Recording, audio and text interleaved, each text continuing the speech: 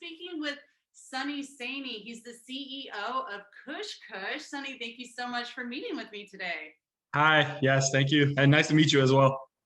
Awesome. Tell us, how did you first find cannabis? I mean, how did you make your way into this industry? Everyone's got their own story. What's your story?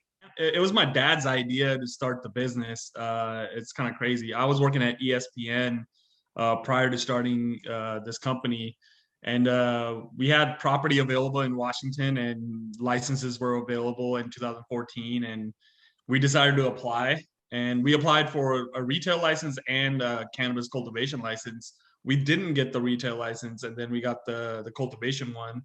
And from there, me and him just kind of sat down, decided what we wanted to do. We could have just held it and sold it, for profit, or tried something new. Neither one of us had any background in cannabis whatsoever. Our background's Indian. So we're from India. My parents grew up in India. I grew up in India, and we immigrated here in '96. And so in India, it just kind of grows. Like, it's not cannabis, obviously, the quality of cannabis that we get nowadays, but it's on the streets there. Like, it's hemp, cannabis. So my dad's been like around it like his whole life, because his side of the family they're all farmers, and so it just grows on the field. If anything, they like kind of take it out of the farms, because sometimes the weeds just kind of get all over the place. So he was familiar with it. He wanted it. He was always interested in it, and it was something new. It piqued his interest. It piqued my interest. I love my job at ESPN, but this was like too good of an opportunity to pass up. So me and him decided to like settle down and make a plan for this business to kind of take off. Thinking of it like growing, wild on the streets kind of is what I thought about when I first moved to Humboldt County. I was like, everywhere, like it's gonna rain. It's everywhere. Like, how your background looks right now? That's kind of how like side of the streets will look, like all just like mini cannabis plants is all over the place. It's kind of crazy. And so is that like where hashish, I mean, exactly. Yeah. So like over there, like people like on the streets, like the transients they just pretty much take some like not like barely any kind of resin glands and just kind of like mesh it up in their hands and like get it like down to where they can put it in like a BD or like a cigarette and like smoke it. It kind of turns into a spliff basically. So it's kind of interesting, how like cultures perceive it. Like in the Hindu culture, I mean, we're not Hindu, but like in general in Hindu culture, like they use it for like religious ceremonies.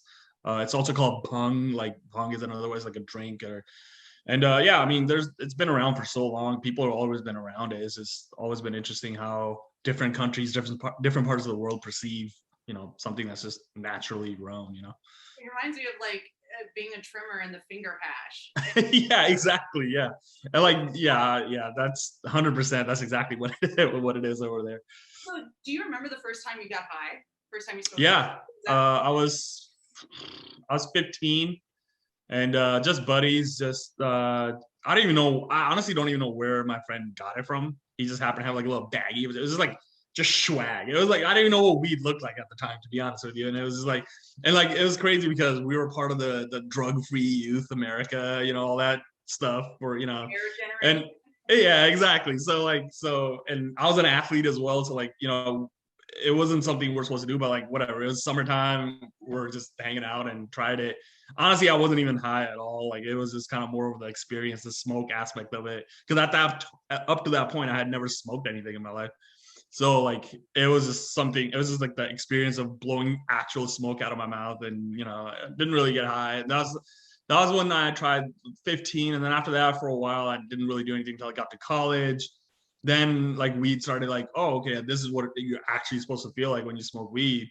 And I actually felt my first high in college, and all that experience. And but then my job wouldn't allow me to smoke, because I worked with the feds before I got to the ESPN, so they drug test randomly, and Disney also drug tests randomly. So because ESPN's a Disney company, and so I couldn't risk it. And then so for about 10 years, I was just like completely cannabis free. And then after that, when this thing started up, it's kind of like reintroduced to it, and then in the right way. And now it's just like a weekly thing. Your life's never been the same since. Ever. It's nice, actually. It's kind of very calming. I've had trouble sleeping, and but the last like 4 or 5 years, like because of cannabis like regularly being involved, I haven't had much trouble sleeping. I sleep actually really well now. Where did you guys get the idea for the brand? Everything down to the name or the logo? What was the development process like? It came to me in a dream, as weird as it sounds, because I was like, I don't know why or how. Like once we started like doing like getting serious about the license and progressing with the business, like one morning I just woke up. It's like, oh, Khush Kush kind of sounds cool. Did a little bit more research on it, and like nothing really like that existed out there, and kind of refined the meaning of it. And but now I just, yeah, I mean, it just kind of, it just seemed like it was like a marriage made in heaven, you know. And then, you know, one of those things where like the colors, I didn't want to put cannabis leaves in there in my logo, because I wanted to be widely usable. I wanted to be, because that was one of the things we dealt with in this state, is like a lot of the retailers had to put their signs down if they had a cannabis leaf in it, in their logo. So, you know, because we were prepared from the get-go, and in our packaging, we didn't have to worry about it. And it kind of just helped out. And the colors, everything kind of like the orange and the green is like the Indian flag. Like it kind of shows part of that. This is the sun on this side coming up. So I just kind of sat down one day, just kind of figured it out, and then had a graphic designer just kind of design it out for me to like what I saw, to be honest. That's awesome. I mean, you're really Yeah. with your roots, pun intended. Yeah, You know. exactly. I wanted to get the culture involved, and I didn't want to make it look tacky or sound tacky either. And I thought it was original enough, and it was something that it like people now like love saying our name, so it's kind of cool. Like it's catching on that way, and it's kind of nice, you know, to be appreciated. So tell us a little bit about your cultivation practices. I mean, I want to ask, you know, what are some of the strains you guys grow? Do you have a favorite strain? Yeah. My personal favorite strain is it's called the Brandywine.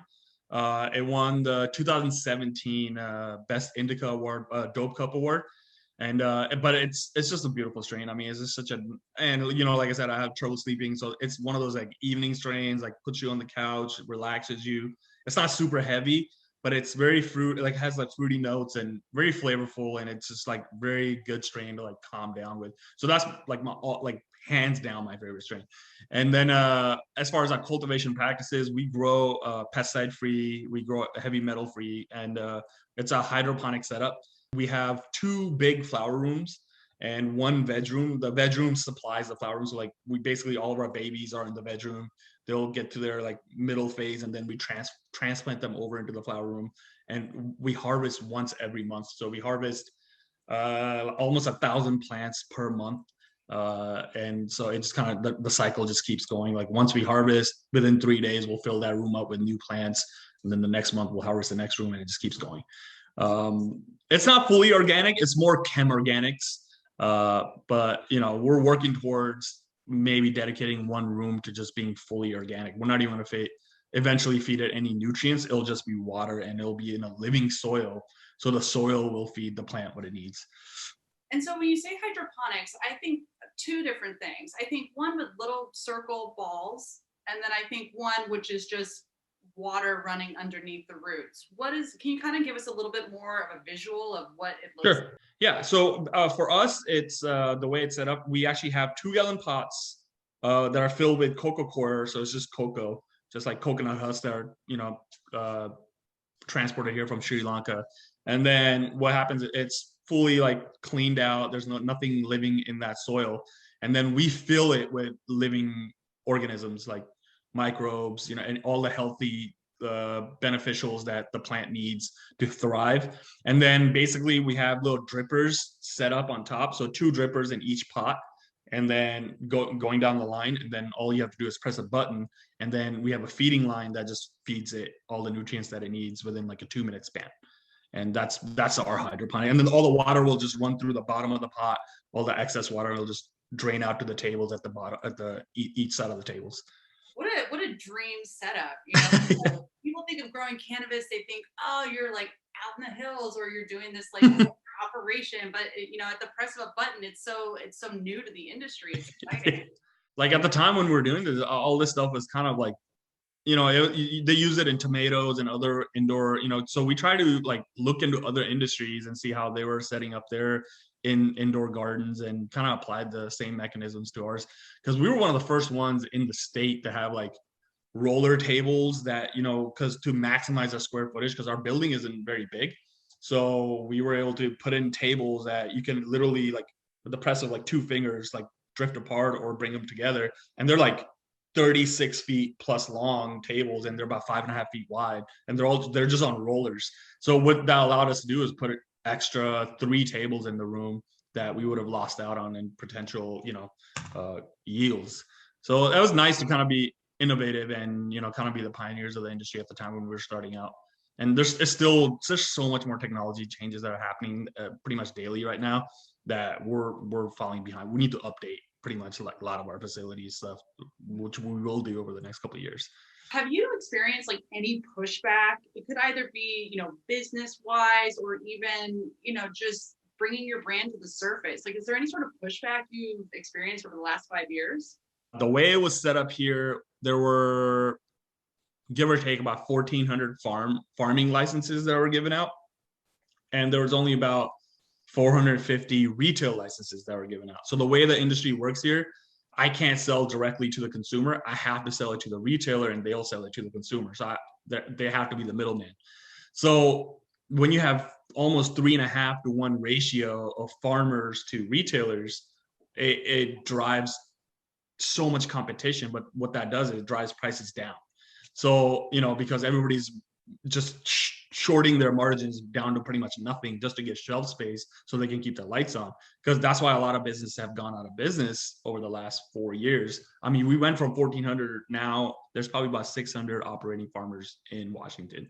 And so, that was the initial like shock to the system, because when we first thought about going into this industry, it was kind of like a green/gold rush, right? Like if you can get it, weed is going to sell no matter what, right? Like there will always be shelf space for it.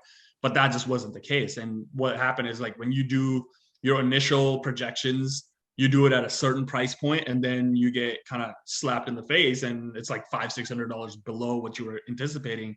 So you have to make adjustments, and then you have to be creative in your business, and you have your business acumen and your customer service be on point. And if you're not able to meet all that, along with LCB, like liquor board controls standards of what we're supposed to have for our traceability, our testing, our general facility management, if you don't meet those markers, then you're not going to last as a business. And unfortunately, that's what happened. And that was probably our biggest challenge, but it was also very satisfying to be able to overcome it and become what we have and blossom into the brand that we have.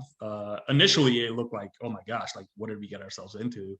And but that was probably our biggest hurdle, was like dealing with the surplus of product in the market and how to keep maneuvering and keep being creative enough to where we can consistently land shelf space and stay alive. I mean, it almost feels like the system is designed to weed a lot of people out. Unfortunately, yes. And I remember years ago when I was living in Humboldt County, Oregon was growing so much that the price of the pound had gone down to like $400. Exactly. I was out that year. I was like, you know what? Last year, I'm done. I'm moving. Yeah. And Oregon is still dealing with that. That's the problem. Like, and I know they're advocating heavily to be able to open the borders and be able to sell across state lines, because obviously we can't do that right now. So we'll see what happens, with the new administration, and maybe there's hope at the end of, that can happen within their 4 years or whatever, 8 years, whatever they're going to be around. Yeah, and now New York has come online, and so yes, let's open up these borders even faster, because the West Coast, I believe, and maybe it's because I'm from the West Coast, but we really can, meet the. I mean, it is the best coast. Absolutely. So, but no, yeah, I mean, I'm glad New York. I think New York coming online is going to be big for the industry, even more so than California, because California is still thriving with the black market. Like, even though it's recreationally obviously legal, nobody's really, like, people are still buying it from their connects. There's no real structure in California. So I think New York could establish that. It could be something that the whole country can look at as a model. Yeah, and they're not going to let New Jersey beat them. So, yeah, exactly. Yeah. So so what are some of the core values to Khush Kush? I mean, in this industry, it really is so crucial and important to give recognition to marginalized communities. I mean, what are some of the core values, and more importantly, what does social equity mean to you? I'm not, ignorant to the fact of, how minorities in this, especially when it comes to cannabis in general, the Latin communities, the Black communities have suffered, decades and decades of hardships. I mean, there's people in jail for selling an ounce of marijuana, for 5, 10 plus years. And I know a lot of those records are getting expunged, and the government is doing right by them, or starting to do right by them. But the issue is, like, when this industry first got legalized, it was predominantly white people that got the first, the licenses. And so it's really like a slap in the face, like, hey, for 50, 60, 100 plus years, we're going to throw everybody that's, brown in jail. But like now, all of a sudden, as soon as we make it legal, 98% of the market is white. And retailers, cannabis growers, whatever the case may be. So like I deal with that. Like we're one of the few minority farms in the state of Washington. I can probably count on my hand the amount of minority farms there are in Washington. And I'm only one of 3 Indian farmers in Washington that are, that's doing it. And so like it's unfortunate the way it got set up and the way it was rolled out. And I know the government is starting to fix where I know Colorado just recently put programs together where they're allowing funding for minority farmers to get involved in the cannabis trade. So like, I know Washington's not that far behind to do that, and I'm sure other states will follow. But in general, I just feel bad because I feel like, I had no business. Like I'll be the first, like from ages 0 to 25, didn't really care about the cannabis trade at all. I mean, yeah, once in a while, recreation, whatever, but I was never passionate about it, right? I'm passionate about it now over the last, 6 years of being baptized in this industry and, really learning about the plant and learning about how this whole industry is about and the history of it.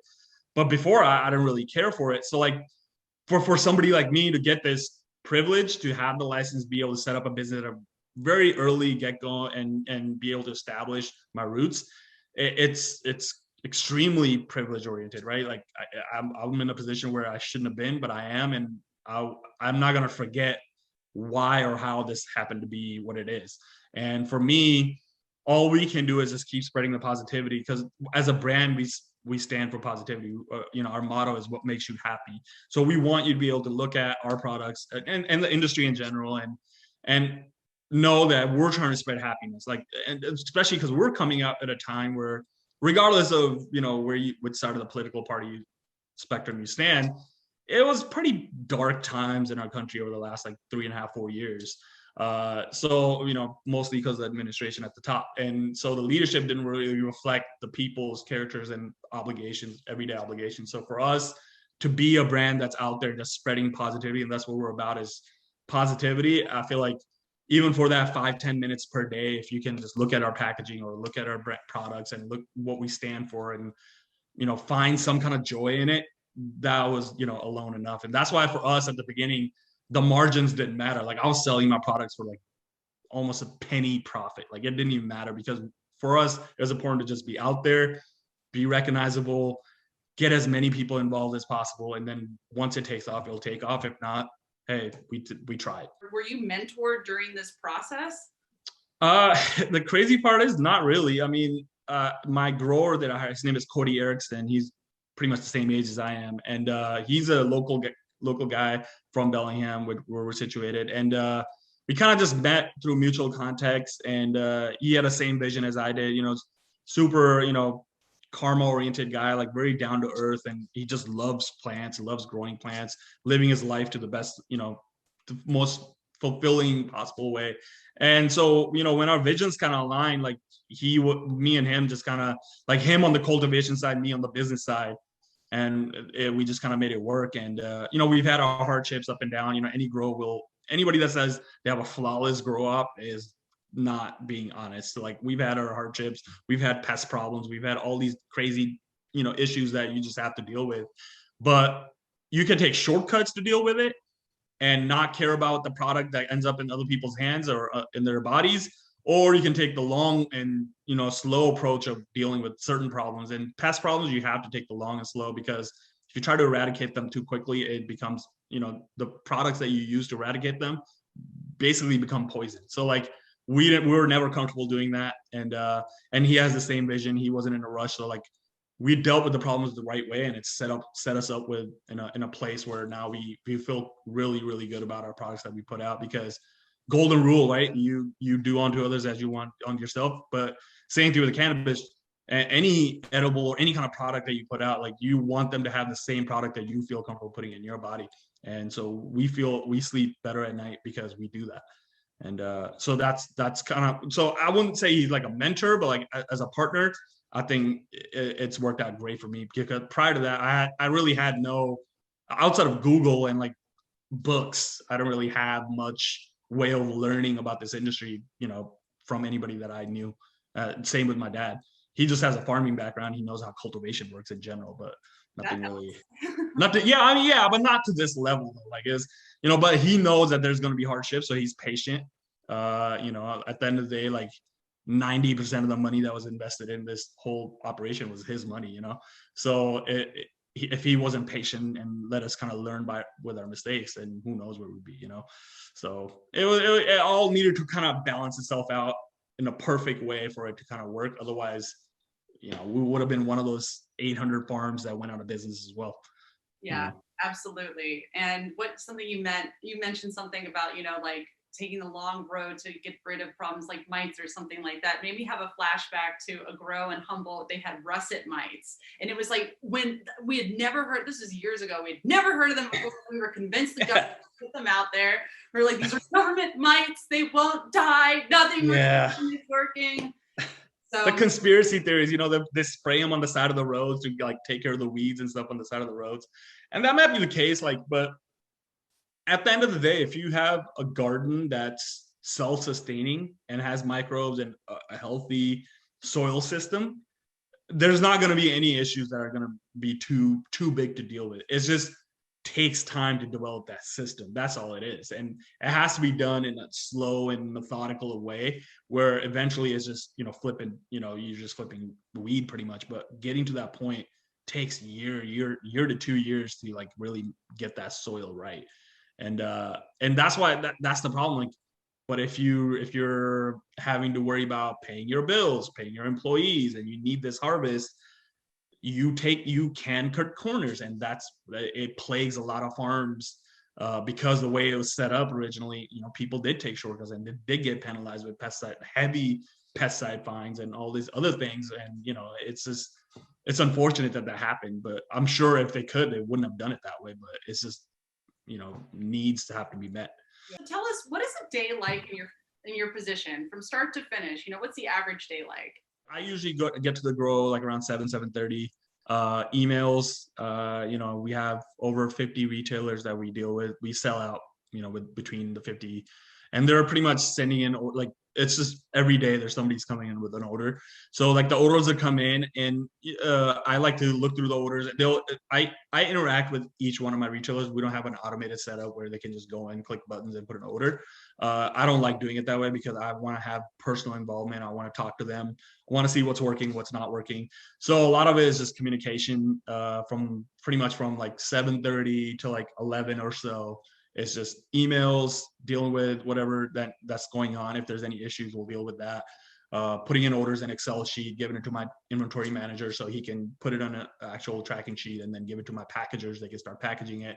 We'll schedule them out to what date that we think is best for the order to go out.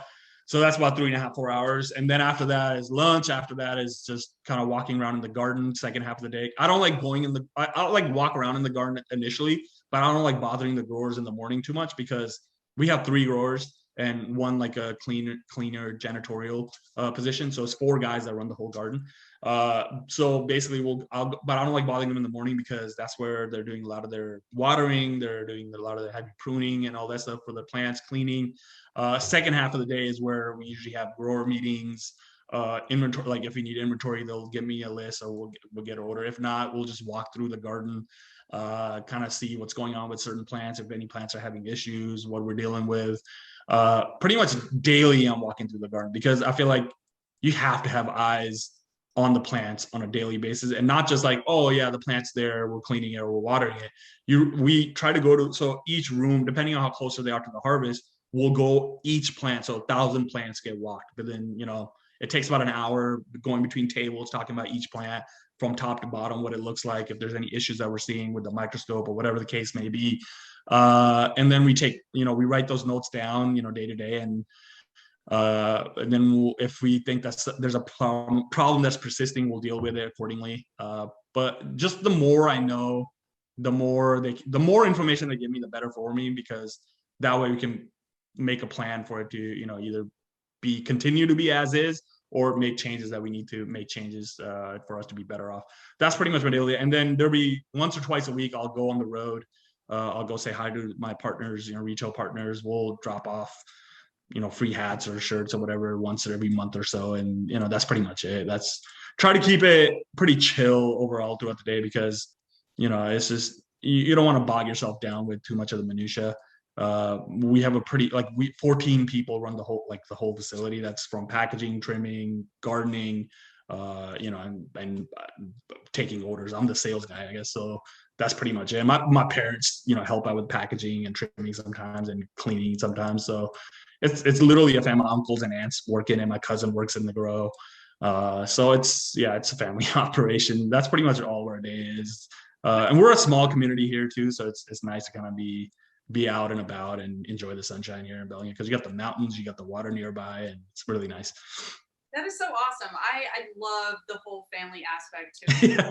And I think a lot of people are envious of that. I mean, who doesn't want their mom and dad to be involved in their cannabis? Honestly, yeah. I'm super lucky because, it's weird because my sister and I sometimes talk about, my sister, she lives in LA. But sometimes we talk about it because for the most part of our lives, my parents were pretty conservative. They, drugs was just frowned upon, all about getting good grades and all that, this side of the world was just not something that was Asian parents, Indian parents, that's not something they can even ever consider. So the fact that the flip has switched to the point where my dad is getting high on pretty much daily, it blows my mind, honestly. It's crazy. And my mom being okay with it, they're not fighting about it. It's wild. But it's cool. It's a cool transition in our family's lives, and it's nice. I feel like it's made them more relaxed and more comfortable with, open to more ideas and about the world. And it's not just about, the daily grind and all that stuff. So it's kind of nice for our family. It's been a nice little addition to have this business, because they had a business before this. It was a convenience store, it was a grocery store. And so we put that on lease to start this business. And they used to be so stressed out with that business, the way their day-to-day operations. But now with this, is just so much more relaxing for them. And, my dad just retired last year officially, and my mom's on her way in a couple of years. So they're going to have a nice retirement and kind of have a nice life for the next, hopefully 50 plus years, so 40 plus years. Absolutely. Well, I wish that for them too. And for a wonderful retirement for the both of them. Tell us about your product line. So do you guys just sell flowers, or do you do extracts? Do you do edibles? What's the product line? So within our facility, we sell flower, we sell pre-rolls, we sell edibles. And then we have a partner that does our oils for us. So we take all of our raw materials to that partner. They're called Dankzar. And they'll process the oils to shatter, wax, live resin, whatever the case may be, or hash, and then they'll pack it for us in our packaging, and I just pay them a processing fee and you sell it. But yeah, within our facility, we don't have the capacity to make oils. It's not that big, but we do have a small kitchen that stays busy with our edibles. We have Rice Krispies, we have magic bars, we have Pop Tarts. These crazy baked good items that really can resonate with some people, and they're by no means they're healthy for you, so I would never stand by that. But they're super sugary, fatty, but it's something that's perfect if you want to munch on something, and they're really tasty. So my chef Martha, she stays busy on the day-to-day, just baking goods, and the whole facility, it's crazy. You smell the baked goods in the whole facility, half of the facility, and the other half is just amazing weed. So you're just constantly just in nirvana, basically, just smelling amazing things in there. Okay, so for people out there that are watching this, how can they get a hold of you? Maybe they're in Washington, maybe they want to work with you, or maybe they want to be a partner. I mean, what's your email, website, social? Lay it on us. Yeah, I mean, so our Khush Kush, at Khush Kush, so KHUSHKUSH on Instagram. Same thing with Facebook, at Khush Kush. Actually, on Facebook is at Khush Kush Grow Up. And then our website is just www.khushkush.com. Anybody can email me if they want at info@khushkush.com. So we're pretty open. I mean, I try to, like, for the most part, I handle the social media. There'll be times where I'll have like an assistant, but for the most part, it's just me. And any emails that go to the info page come directly to me as well. So we see it all. Like, I will respond to pretty much 99% of things that come at us, good or bad. So like, if people want to reach out, they have questions about the products. We do a really good job. But our primary hub for people to really get in touch with us is usually Instagram. We have a really good following on social media, on Instagram in general, and people, put their reviews up all the time. We repost them. We have our own really good quality content. So it's nice to have that hub, and like, crossing our fingers, Instagram hasn't shut us down. So like, it's nice to have that security, because that we really cultivated that following over the last like 4 or 5 years. So I know it can be taken away anytime from us. So we try to make the best of it and try to back it up as much as possible. So if it ever does, we can just reopen up another one. I think that is shared across the industry. A lot of Yeah, I hope that's something that, one of the hurdles we were talking about earlier. I hope they can just finally like let go of their, prehistoric notions about cannabis. Yeah, I mean, we got shut down from Facebook. So I advertised like a pot event, like a pot pairing. I was hosting in Humboldt, and they just completely blocked us from advertising for like 5 years. And I was making the argument. I just got unblocked last year, and I was making the argument. I was like, "You guys are in California. It's legal here." Yeah, it makes no sense. Like, yeah, I don't know. It's them, like, so social media and then banking. If you can get banking on board, and hopefully the Safe Banking Act that it just actually got passed through the House and might go to the Senate in the next couple of months. Like, if banking comes along, the whole industry will change overnight, because I think that will allow social media to be finally, okay, yeah, fine, go ahead, do you, like, they're not going to be bothering us as much. But until banking comes along and federal guidelines don't come along, social media is obviously going to be what it is. Yeah. Yeah. I hate that Instagram is part of Facebook. Like, I hate it with all my heart. Like, I wish it was like a separate entity. I'm waiting for something else huge to come up. Like, there's Clubhouse now, which is cool. I know. I played around with Clubhouse, and it bans you for cannabis too. Like, it doesn't let you do anything. TikTok is the same way. TikTok, and it's just like, man. Yeah, I did one on TikTok. Done. I got banned. Immediately yeah, exactly. So I'm just like, all right, well, hopefully, yeah, we get another one that's kind of more open to people, receptive to people's products, and I don't know, their companies. I feel like it's such a backwards way. Like, I feel like I'm in the 1950s when it comes to like marketing and all this stuff, where we can't get eyes on us unless it's like in a news, like even newspapers won't let us do it. Like radio, I can't do. So like, I have to find such creative ways to like do ads and do all these other things, and we'll always have a fear of like, we might get fined by the liquor board control if it's like two out there and whatever. So it's just like, man, like, I wish we had like actual tools to, establish ourselves, which hopefully soon, I'll be optimistic about it. Absolutely. Yeah. Thank you so much. I really enjoyed speaking with you. You've got a great, illuminating personality. It's very energetic. I love this conversation. Thank you.